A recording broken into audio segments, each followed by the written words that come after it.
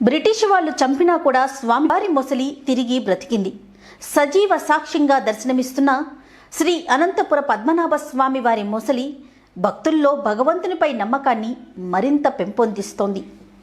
కేరళలోని కాసర్గోడ్ శ్రీ అనంతపుర పద్మనాభ స్వామి వారి ఆలయంలోని కొలనులో కేవలం స్వామివారి ప్రసాదాన్ని మాత్రమే ఆహారంగా స్వీకరించే శాకాహార ముసలి బబియా నేటికి మనకు దర్శనమిస్తూనే ఉంది. ఇప్పటి వరకు ఎవరికీ హాని చేయని ముసలి స్వామివారి ప్రసాదం తప్ప ఇంకేమీ తినదు. నీళ్లలోకి దిగి ఆ ముసలి నోటికి ప్రసాదాన్ని అర్చక స్వాములు ప్రతిరోజు ఉదయం మధ్యాహ్నం పెట్టడం మనం చూడవచ్చు. బ్రిటిష్ అధికారి దురహంకారం ఈ బబియా ముసలి నేటిది కాదు.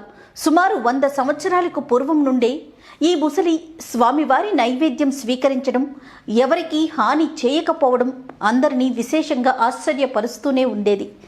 ఆ ముసలి గురించి విన్న అప్పటి బ్రిటిష్ అధికారి ఒకడు స్వయంగా పరీక్షించాలని వచ్చి ఆ ముసలిని తుపాకీతో కాల్చి చంపేశాడు.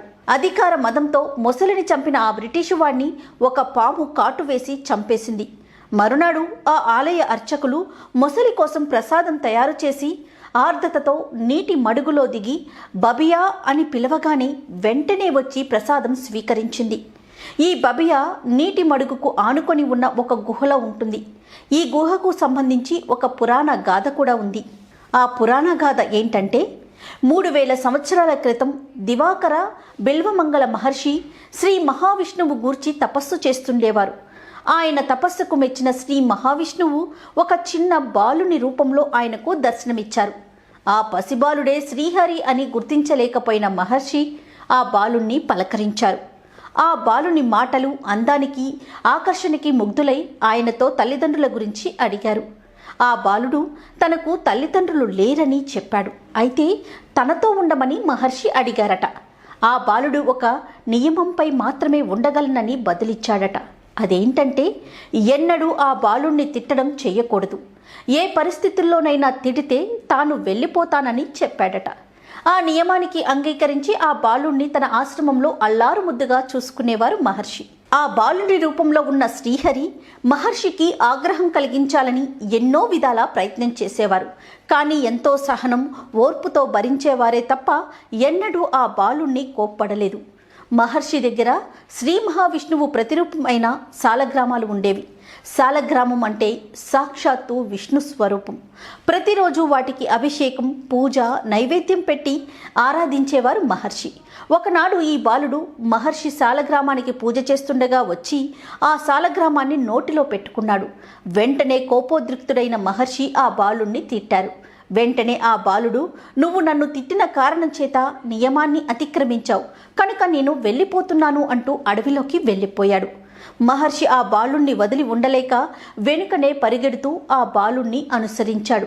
అలా వెళ్ళి ఆ బాలుడు ఒక గుహ దగ్గర అదృశ్యమయ్యాడు.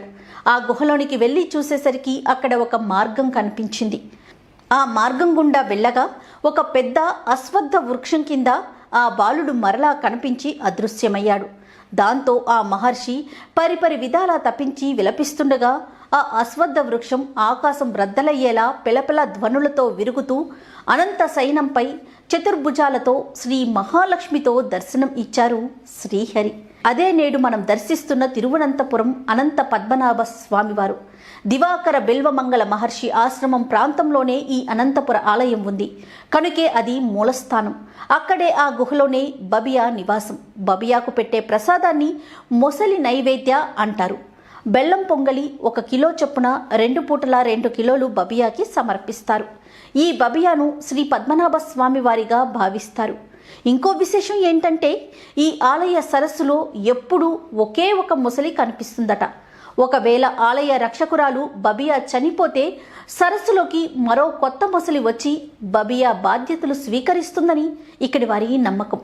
తిరువనంతపురంలో శ్రీ అనంత పద్మనాభ స్వామి వారి ఆలయానికి ఇది మూలస్థానం అని పిలుస్తారు. ఈ గుహ నుండి తిరువనంతపురం శ్రీ అనంత పద్మనాభ స్వామి వారి ఆలయానికి దారి ఉందట.